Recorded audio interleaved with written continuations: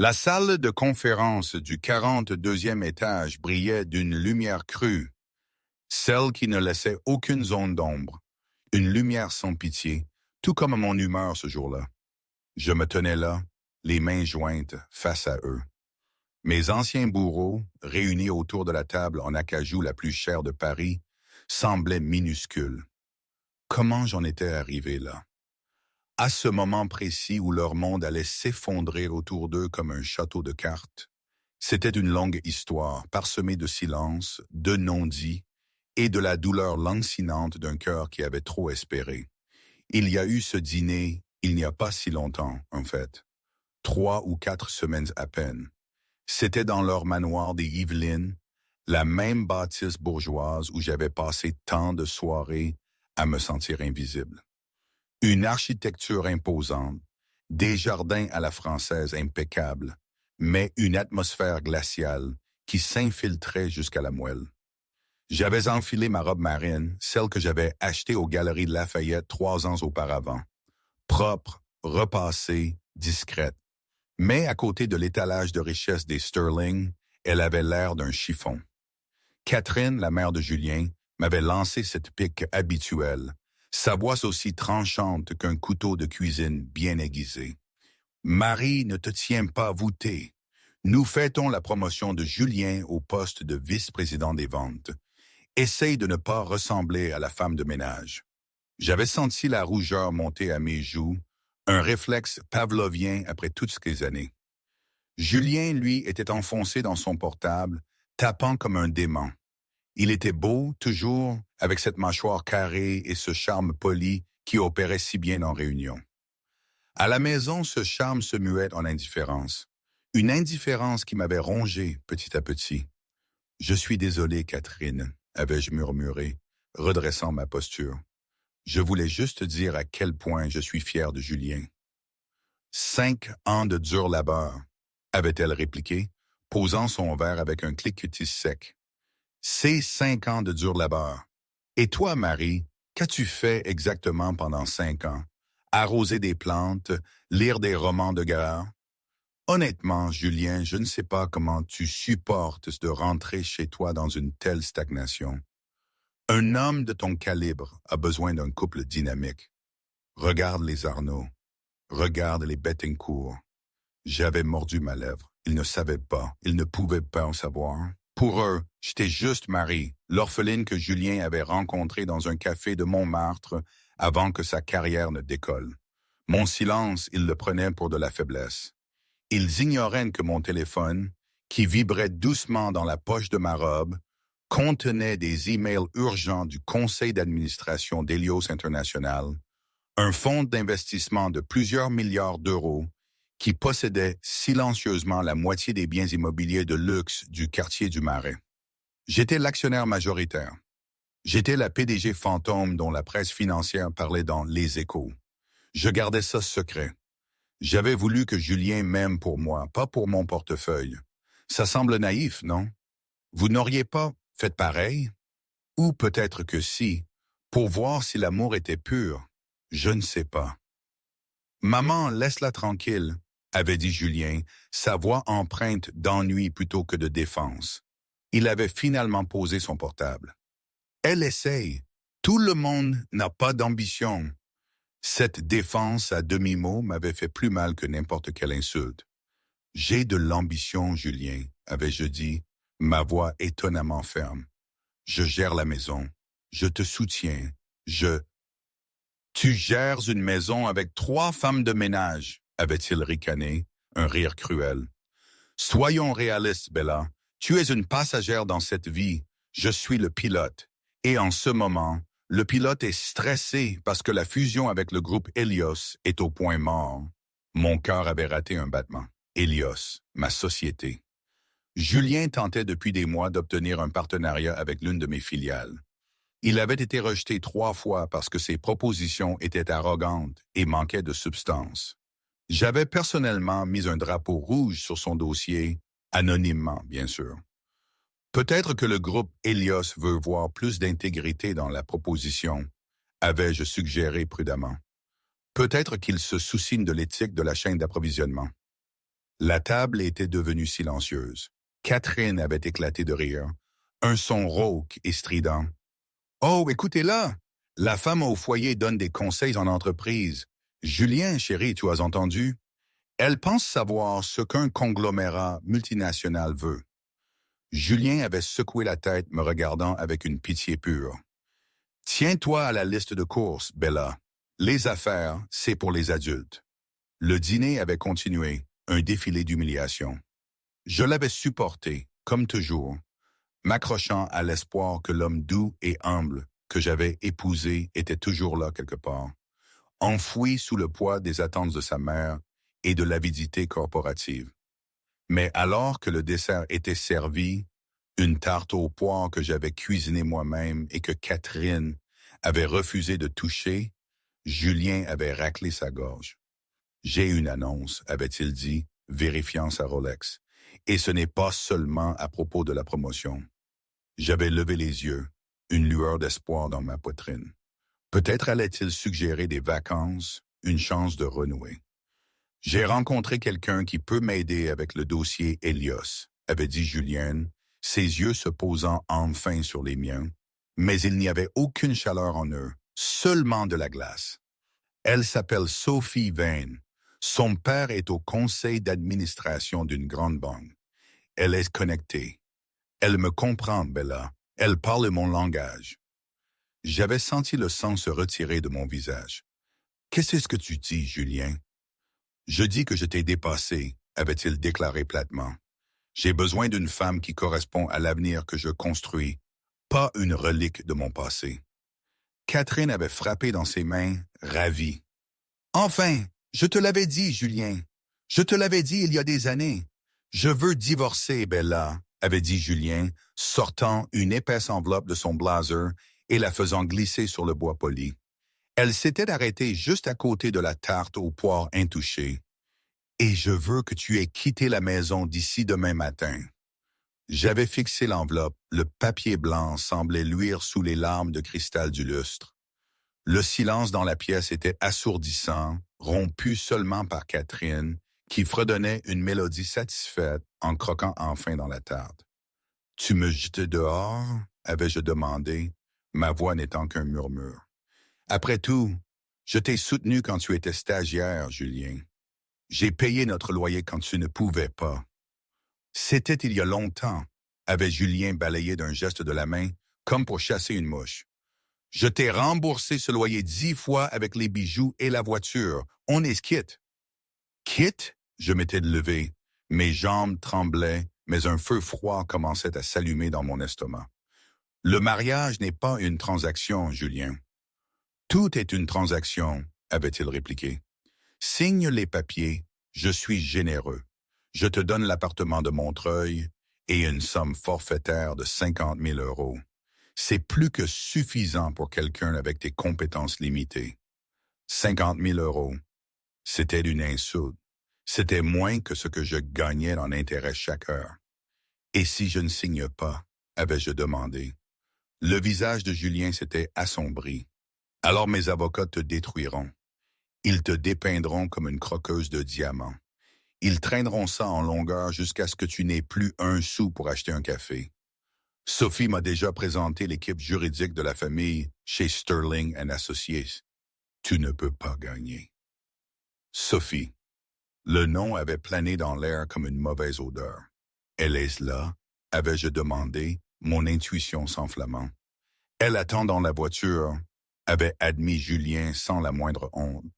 Nous avons un gala à la Fondation Louis Vuitton à laquelle assister. Un vrai événement de networking. Quelque chose que tu ne comprendrais pas.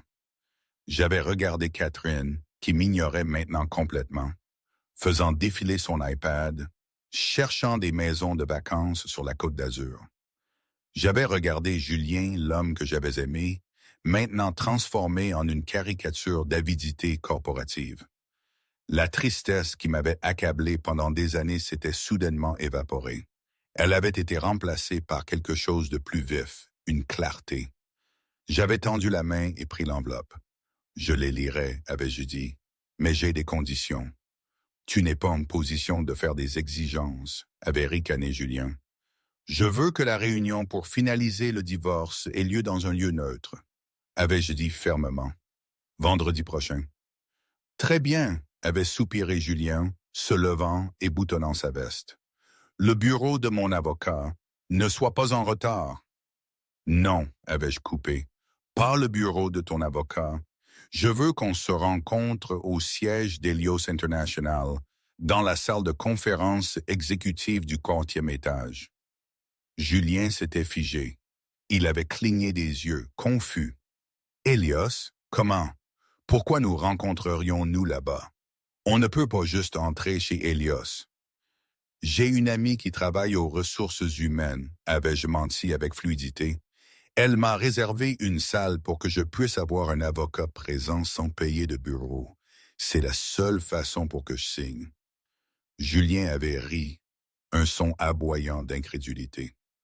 Tu as une connexion chez Helios? Probablement un agent d'entretien. Très bien, avait-il dit à sa mère, un sourire en coin. Si tu veux être humilié dans le hall de la plus grande entreprise de la ville, vas-y. Peut-être que voir le vrai succès de près te montrera exactement ce que tu perds. Peut-être, avais-je dit, serrant l'enveloppe. Julien s'était retourné pour partir, sans même un au revoir. Il était sorti par la porte d'entrée, et quelques instants plus tard, j'avais entendu le rugissement de son Aston Martin. Par la fenêtre, j'avais vu une femme blonde en robe rouge, Sophie, assise sur le siège passager. Elle avait l'air d'un requin en soie. J'avais attendu que les feux arrière disparaissent, puis je m'étais tourné vers Catherine. « Je m'en vais maintenant, Catherine. »« Bon débarras, » avait marmonné la vieille femme. « Laisse les clés sur la table et ne prends pas l'argenterie. » Je m'étais avancé dans l'air frais de la nuit. Je n'étais pas allé vers ma vieille Honda Civic. Au lieu de cela, j'avais descendu la longue allée jusqu'à la route principale où une Rolls-Royce Phantom noire et élégante attendait dans l'ombre, ses lumières éteintes. La porte arrière s'était ouverte avant même que je ne l'atteigne. Un homme en costume impeccable était sorti. Pierre, mon assistant personnel et chef de la sécurité. « Bonsoir, Madame la Présidente », avait dit Pierre, son accent anglais net et respectueux. « Dîner difficile. » « Le mariage est terminé, Pierre, avais-je dit en me glissant à l'intérieur luxueux en cuir. La voiture sentait le cuir cher et un léger parfum de jasmin. Déclencher le protocole Oméga. Les yeux de Pierre s'étaient légèrement écarquillés dans le rétroviseur.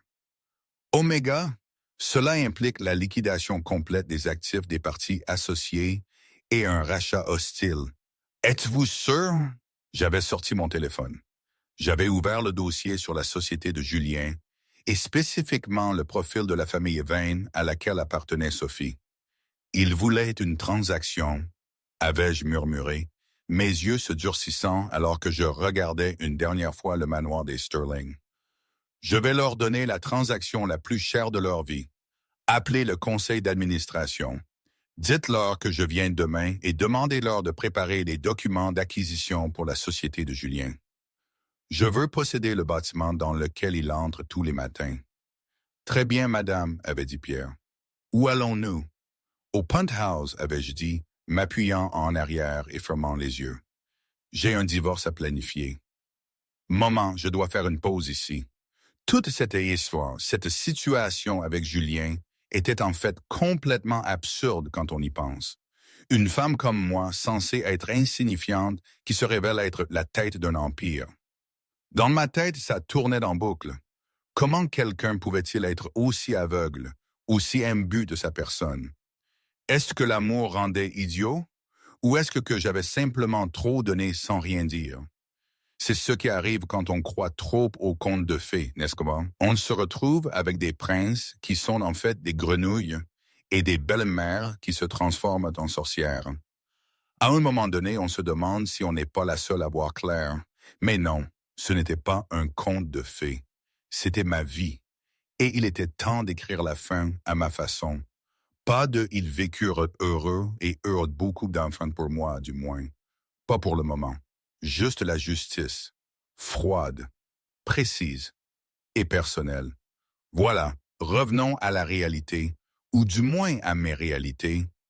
L'ascenseur menant au penthouse de la tour Montparnasse ne se contentait pas de monter. Il s'élevait avec une autorité silencieuse et lourde, tout comme sa propriétaire. Lorsque les portes s'étaient ouvertes, je n'avais pas pénétré dans un couloir.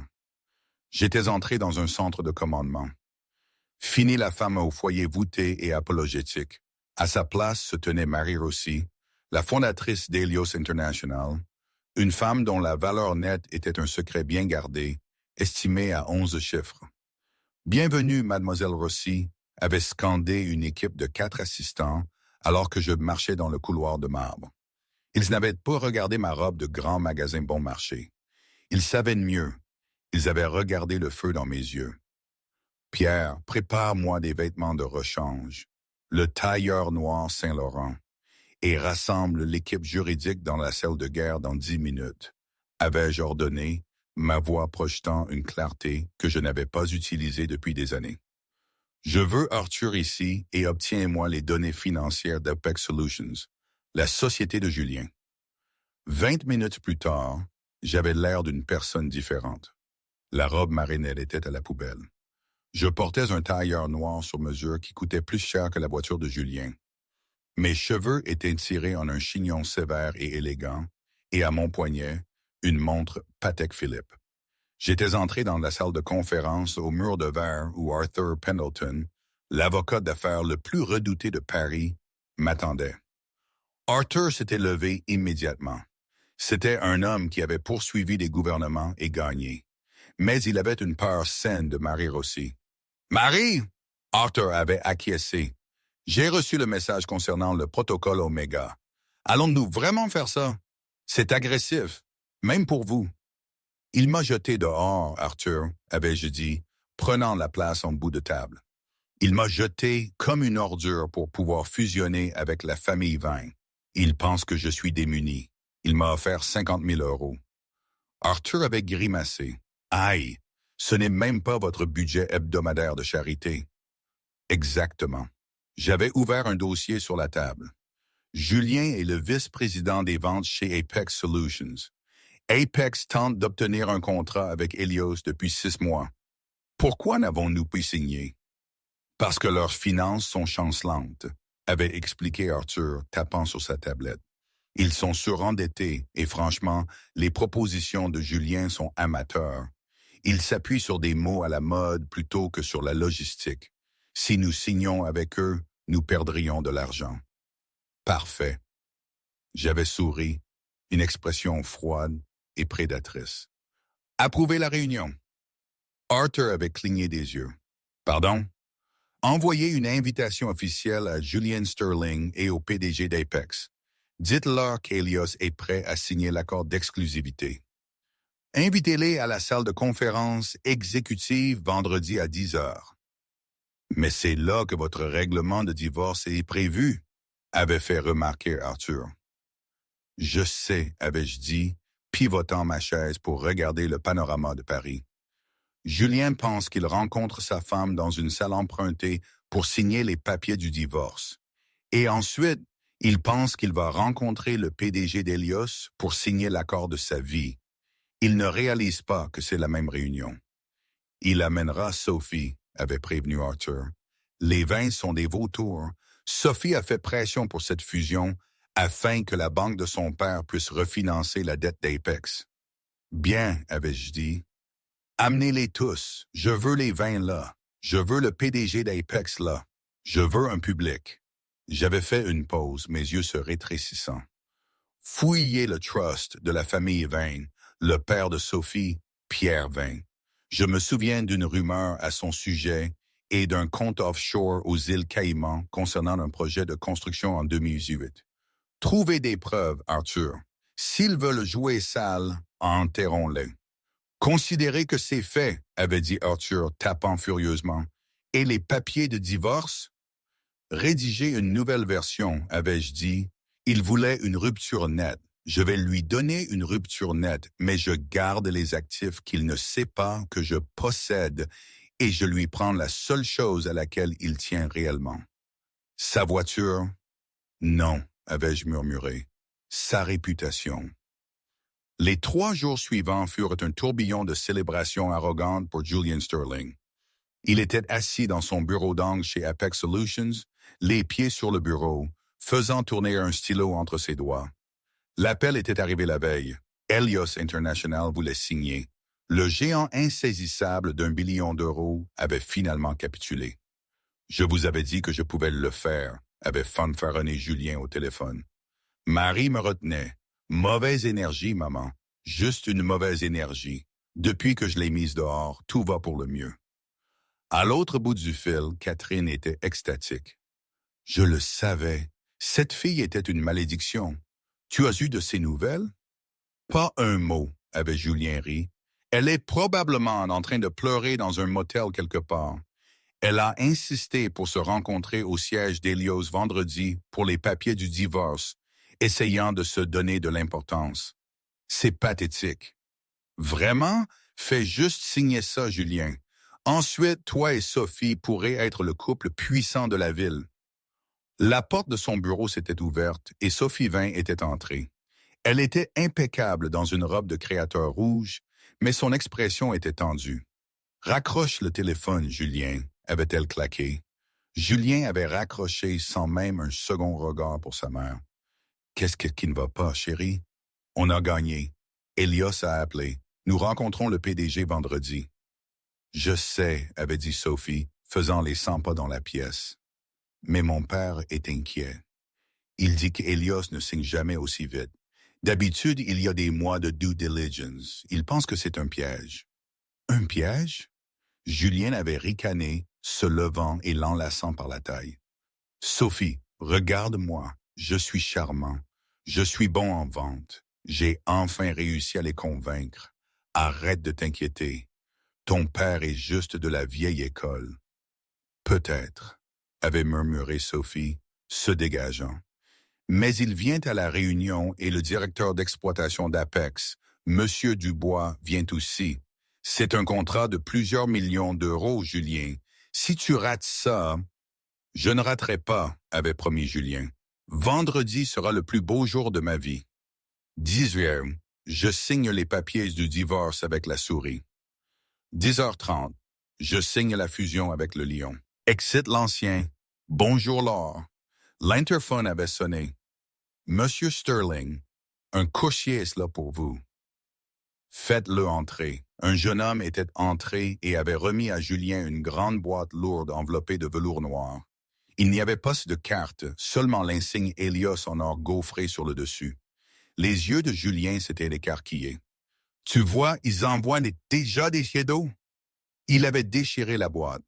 À l'intérieur gisait une bouteille de vin millésimé, un Romanée Conti de 1945.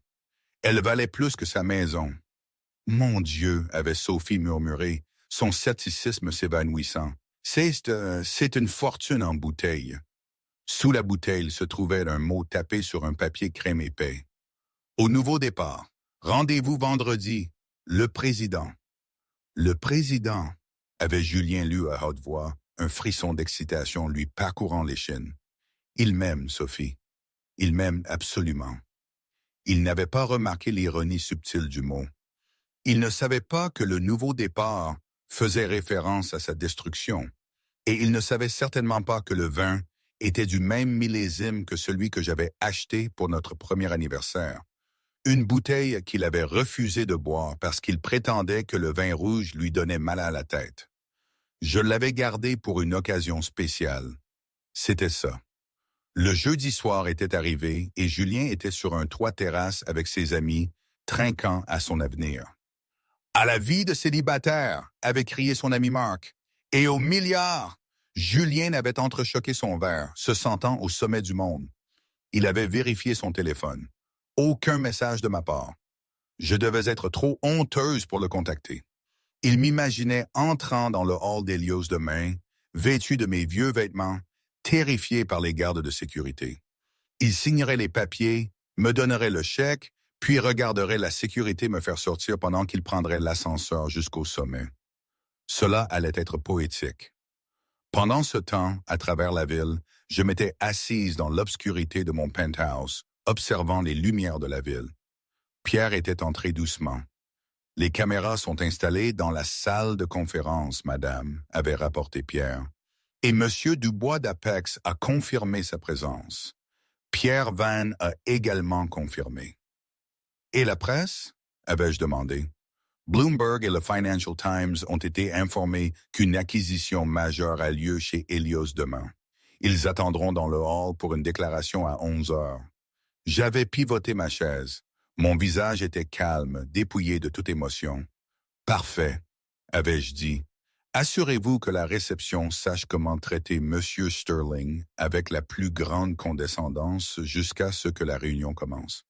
Je veux qu'il soit frustré avant même de monter dans l'ascenseur. Compris. Et votre tenue pour demain? Je m'étais levé. Le tailleur blanc, celui que j'ai porté quand j'ai sonné la cloche à la bourse de New York. Il est temps de lui montrer à quoi ressemble une vraie dynamique de pouvoir. Je m'étais dirigé vers la fenêtre, regardant les petites voitures rouler en bas. Julien était là quelque part, en train de célébrer. « Profite de ta dernière nuit de liberté, Julien, » avais-je murmuré au verre. Demain, l'école est ouverte.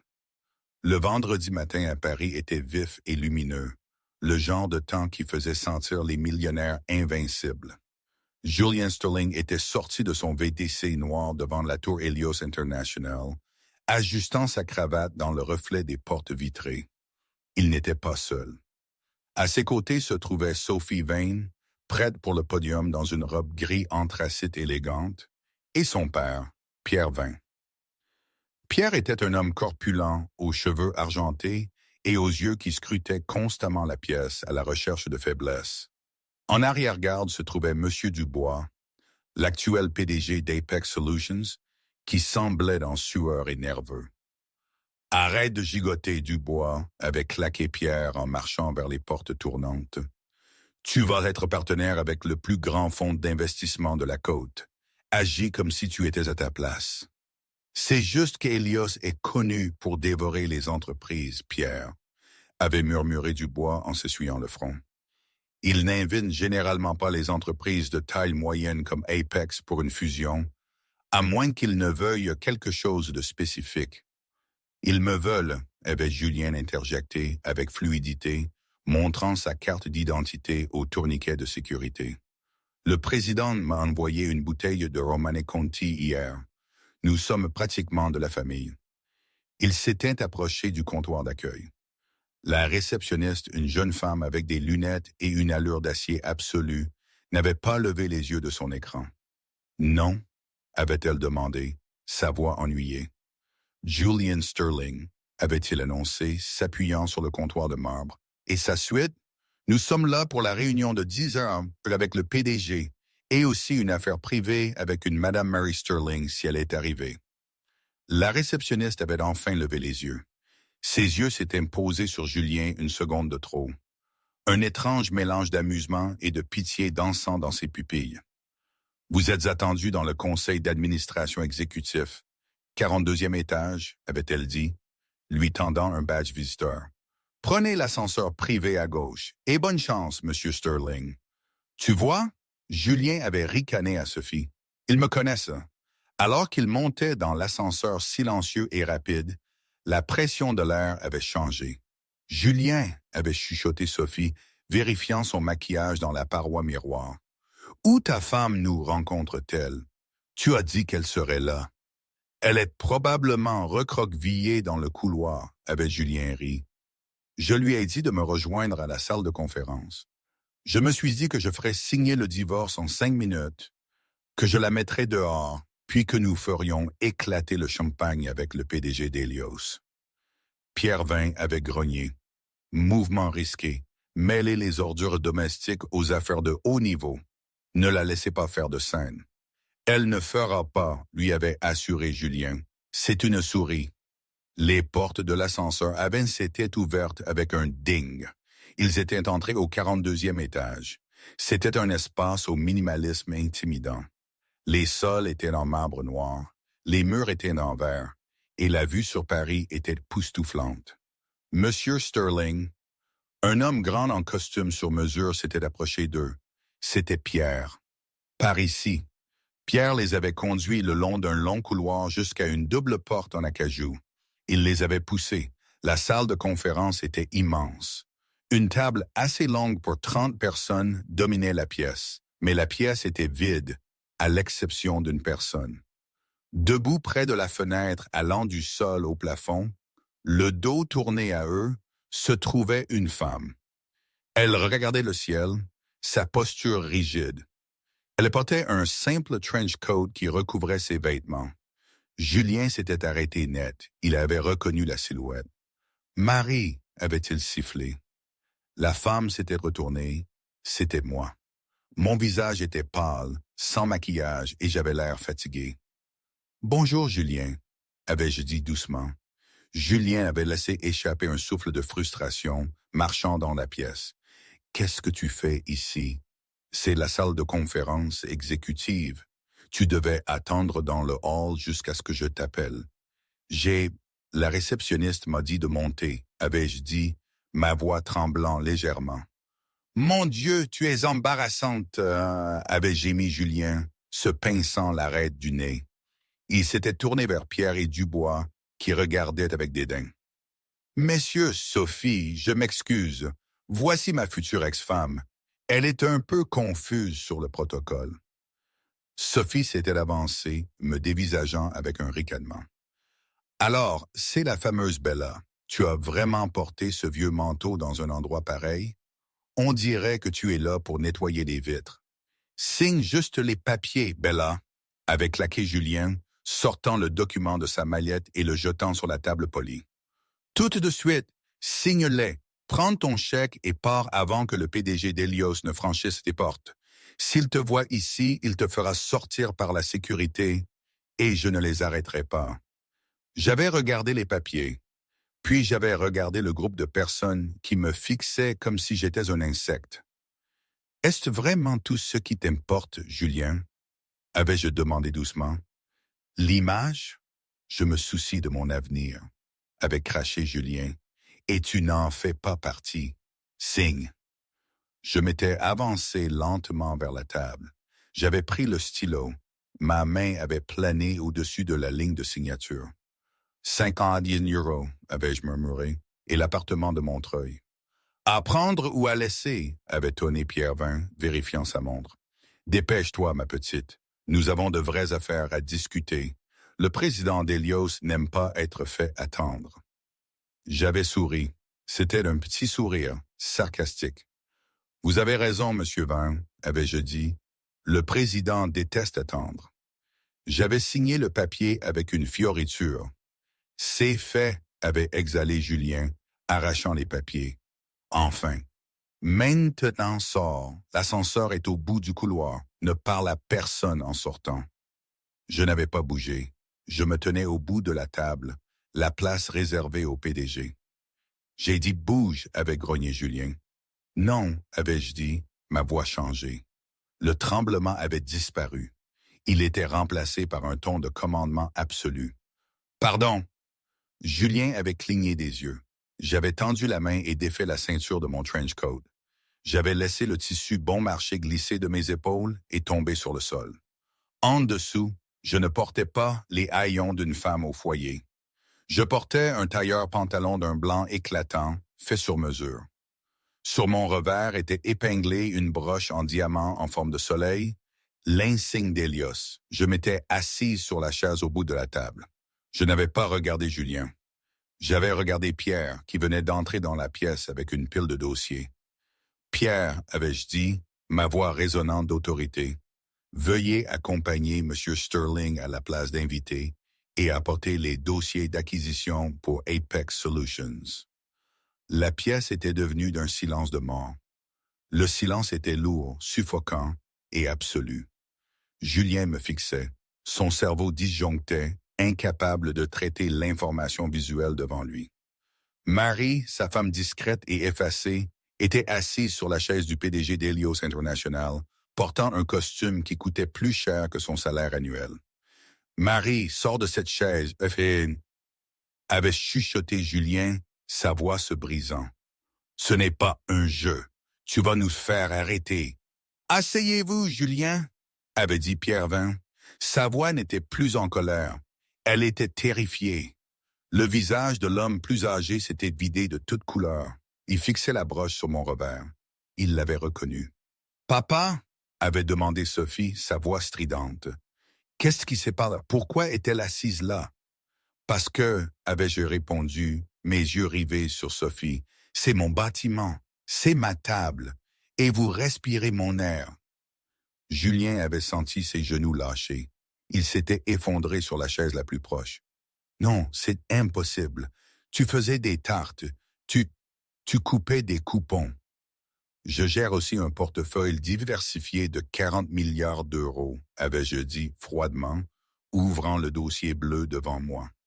J'ai fondé Helios International il y a 7 ans sous mon nom de jeune fille, Rossi. Je l'ai gardé secret parce que je voulais une vie en dehors de la salle de conférence. Je voulais une famille. J'avais regardé Julien avec une indifférence froide. Je pensais en avoir une avec toi, Messi, mais il semble que j'ai fait un mauvais investissement. Monsieur Dubois, le PDG d'Apex, avait l'air de vouloir vomir. « Mademoiselle Rossi, vous êtes la présidente. » « Je le suis, avais-je confirmé, et nous avons beaucoup à discuter. »« Attendez !» Julien s'était levé, un sourire désespéré et maniaque se formant sur son visage. « Attendez une minute, c'est incroyable. »« Bella, pourquoi tu ne m'as pas dit? Ma femme est la PDG d'Helios. C'est parfait.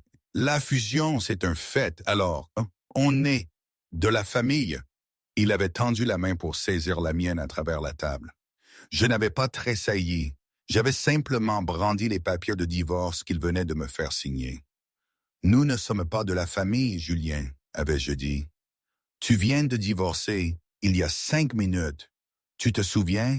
Signe-les et soir. » Julien s'était figé. L'encre était à peine sèche. « Bella, mon cœur. » C'était juste une stratégie commerciale, avait-il bégayé.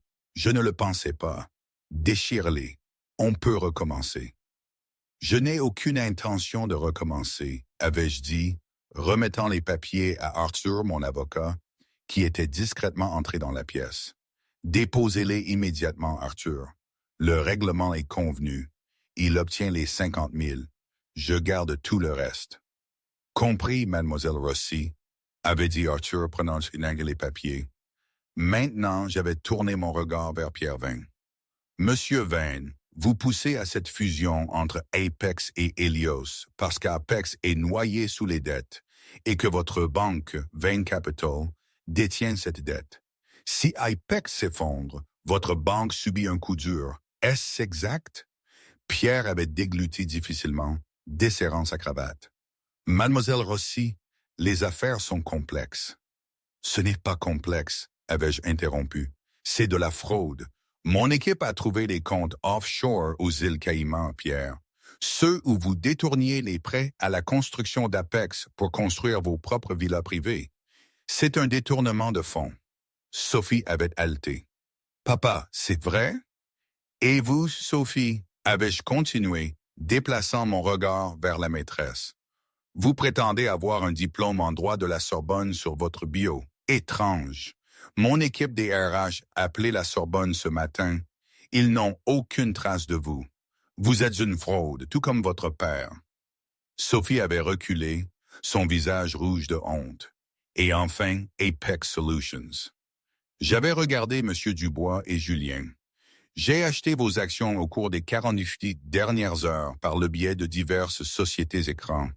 Helios possède maintenant 51% d'Apex Solutions. C'était une acquisition hostile initiée ce matin à 9 heures. La mâchoire de Julien était tombée. Tu possèdes ma société? Oui, père, avais-je dit, ce qui signifie que je suis ton patron. J'avais pris une seule feuille de papier dans le dossier. Et en tant qu'actionnaire majoritaire, mon premier acte commercial est la restructuration, avais-je annoncé. Monsieur Dubois, vous êtes licencié pour négligence grave. Votre indemnité de départ est nulle. Dubois s'était affaissé sur sa chaise, vaincu. Et Julien, avais-je dit, mes yeux perçant les siens, tu es aussi licencié pour incompétence et pour avoir tenté d'exploiter une relation personnelle qui n'existe plus afin de conclure un accord pour lequel tu n'étais pas qualifié.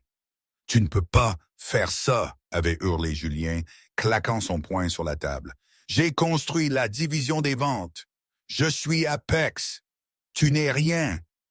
Ma voix s'était élevée, claquant comme un poilu fouet. Tu es un homme qui a jeté une femme loyale pour un titre. Eh bien, maintenant tu n'as ni l'un ni l'autre. J'avais appuyé sur un bouton de l'interphone.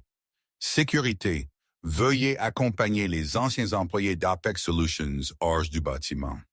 Les portes s'étaient ouvertes et 4 gardes de sécurité costauds étaient entrés. « Attends, Bella, s'il te plaît » avait supplié Julien, les larmes aux yeux alors qu'un garde lui attrapait le bras.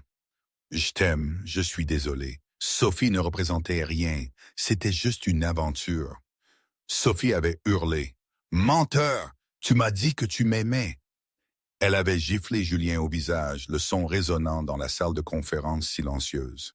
« Faites-les sortir, avais-je dit, tournant ma chaise vers la fenêtre. Je ne les avais pas regardés partir. J'avais juste écouté les sons de Julien suppliant et de Sophie criant alors qu'ils étaient traînés dans le couloir. Quand les portes s'étaient enfin refermées, la pièce était redevenue silencieuse. Arthur avait raclé sa gorge. « C'était efficace, Madame la Présidente. »« Ce n'est pas fini, Arthur, avais-je dit, fixant la ville. Julien a toujours son nom de famille. Il a toujours sa mère. Et Catherine doit savoir que son rêve de couple puissant vient de se transformer en cauchemar. » Je m'étais retourné, mes yeux froids. « Préparez la voiture. Nous allons au manoir des Sterling. J'ai un dernier avis d'expulsion à remettre. » Le soleil de fin d'après-midi baignait le manoir des Sterling d'une lueur dorée trompeuse, masquant la pourriture qui avait envahi ses fondations. À l'intérieur de la vaste demeure géorgienne, Catherine Sterling arpentait son salon au tapis persane, un téléphone collé à l'oreille et un verre de chardonnay millésimé à la main. « Non, vous ne m'écoutez pas », avait claqué Catherine, sa voix résonnant sous les hauts plafonds. « J'ai dit que je voulais que les orchidées soient blanches, d'un blanc pur. Nous faisons table rase. Mon fils est sur le point d'annoncer une fusion qui fera de nous la famille la plus puissante du département, et je ne tolérerai pas de œillets roses ressemblant à un mariage au rabais dans une zone commerciale. » Arrangez ça, elle avait mis fin à l'appel avec agressivité, jetant son téléphone sur le canapé de velours. Elle avait pris une longue gorgée de vin, un sourire suffisant sur les lèvres. Aujourd'hui était le grand jour. Julien était chez Helios International en train de signer l'accord. Marie, cette sangsue, était enfin hors de l'équation. Catherine avait déjà donné des instructions aux femmes de ménage d'emballer mes affaires, principalement des romans de poche bon marché et des lotions de marque distributeur, dans des sacs poubelles noirs et de les laisser près de l'entrée de service. « Maria !» avait Catherine crié vers la cuisine. « Assure-toi que l'allée est balayée. Julien amènera des invités. Je veux que tout soit parfait. » Mais ce n'était pas l'Aston Martin de Julien qui était apparu aux portes en fer forgé un instant plus tard. Catherine s'était dirigée vers la baie vitrée, le front plissé alors qu'un lourd SUV noir aux vitres teintées forçait l'ouverture des portes électroniques.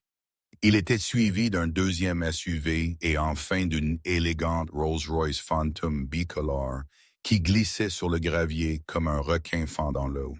« Qui diable est ?» avait marmonné Catherine, l'indignation montant en elle. Elle avait lissé sa jupe et marché vers la porte d'entrée, la jetant ouverte avant même que les véhicules ne soient complètement à l'arrêt. Le convoi s'était arrêté en formation précise. Les portes des SUV s'étaient ouvertes à l'unisson et 6 hommes étaient sortis. Ce n'étaient pas les livreurs ou les entrepreneurs habituels. Ces hommes portaient des costumes tactiques sur mesure et des oreillettes. Ils se déplaçaient avec une efficacité synchronisée qui avait fait se tordre l'estomac de Catherine. Puis la porte arrière de la Rolls-Royce s'était ouverte. Un chauffeur en gants blancs la tenait fermement alors qu'une femme en sortait.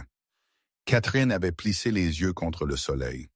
La femme portait un tailleur pantalon d'un blanc éclatant qui semblait avoir été sculpté dans du marbre. Elle portait de grandes lunettes de soleil et des talons qui cliquetaient avec autorité sur le pavé. Il avait fallu à Catherine 10 bonnes secondes pour reconnaître la posture. Marie, avait Catherine haleté, le nom ayant un goût de bile. J'avais retiré mes lunettes de soleil lentement, révélant des yeux qui ne contenaient aucune chaleur, aucune peur et absolument aucune pitié. Je ne ressemblais pas à la femme qui demandait timidement si elle pouvait utiliser la machine à laver. Je ressemblais à un conquérant inspectant une ville capturée. « Bonjour, Catherine, avais-je dit. Ma voix était calme, portée par le vent à travers le gazon impeccable. Le choc de Catherine s'était rapidement transformé en rage. Elle était descendue les marches en pierre, son doigt pointé de manière accusatrice. « Tu as du culot de revenir ici. Et dans une voiture de location, de surcroît. Qui sont ces gens? As-tu amené une équipe de déménageurs pour tes sacs poubelles?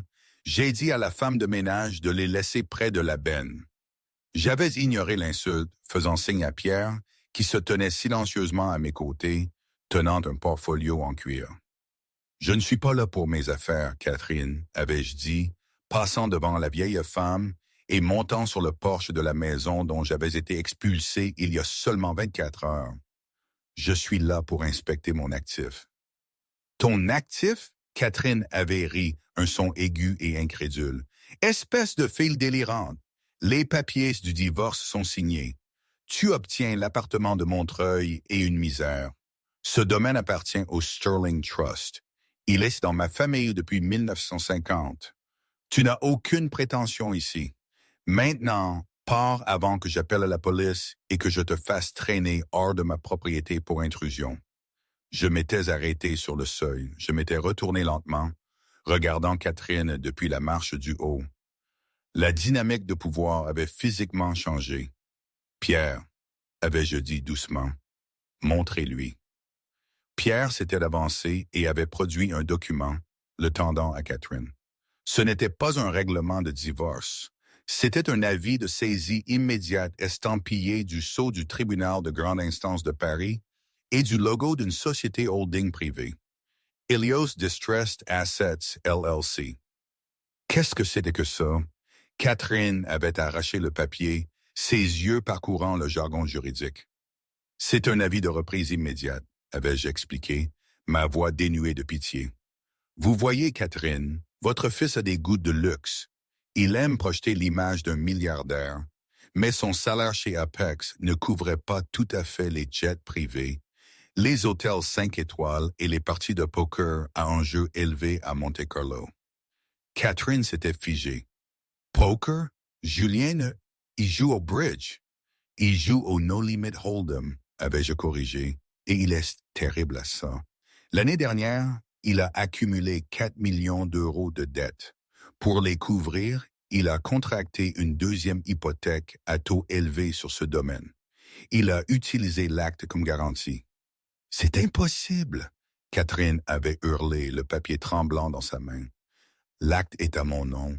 Il n'aurait pas pu l'utiliser sans ma signature. » J'avais légèrement incliné la tête. « Regardez la page 3, Catherine. » Catherine avait tourné la page. Là, en bas, se trouvait une signature. Catherine Elizabeth Sterling.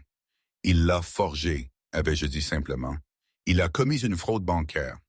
Il pensait que la fusion avec Helios apporterait un bonus suffisamment important pour rembourser le prêt avant que vous ne le découvriez. C'était un pari, et comme tous ses autres paris, il a perdu. Catherine avait senti le sang se retirer de son visage. Elle s'était appuyée contre le chambranle de la porte pour se soutenir. « Non, Julien ne ferait pas. » « Il l'a fait, avais-je continué. La banque se préparait à saisir la maison mardi prochain. Mais je ne voulais pas d'étrangers vivant dans la maison d'enfance de mon mari. Alors, j'ai racheté la dette ce matin. Je possède la créance, Catherine. Je possède l'hypothèque. Et comme les paiements ont 6 mois de retard, j'exerce mon droit de saisie immédiate. J'avais vérifié ma montre à diamant. Vous avez 45 minutes pour quitter les lieux. Mon équipe est là pour inventorier les biens afin de s'assurer que rien de valeur n'est retiré. « Tu ne peux pas faire ça !» Catherine avait hurlé, me jetant les papiers. Ils étaient tombés sans danger au sol. « Je suis un pilier de cette communauté. Tu n'es personne, une serveuse que Julien a ramassée dans un café. Je suis la présidente du conseil d'administration, avais-je corrigé froidement, et vous êtes en train d'enfreindre la propriété. » J'avais fait un signe de tête à l'équipe de sécurité. « Commencez la fouille. Commencez par l'art dans la galerie.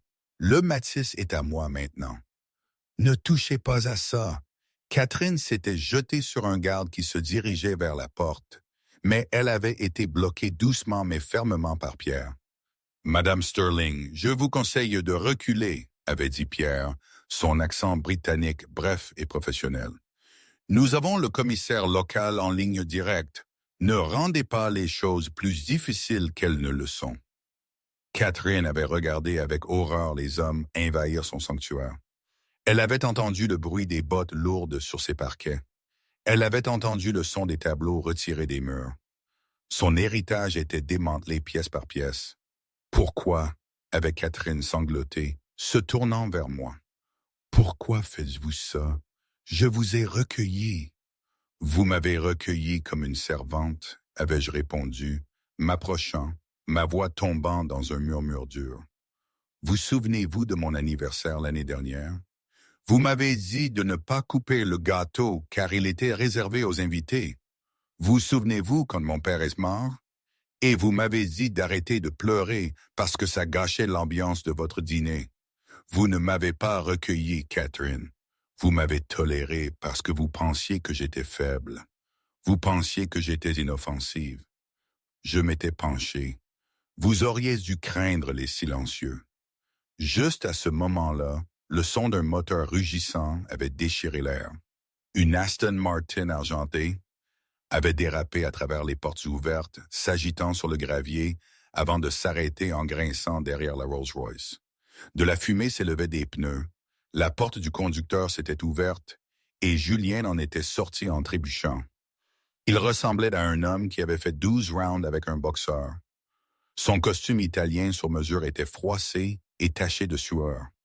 Sa cravate était absente, sa joue était rouge vif, enflée par la gifle que Sophie lui avait infligée dans la salle de conférence. « Maman !» avait hurlé Julien, sa voix craquant de panique.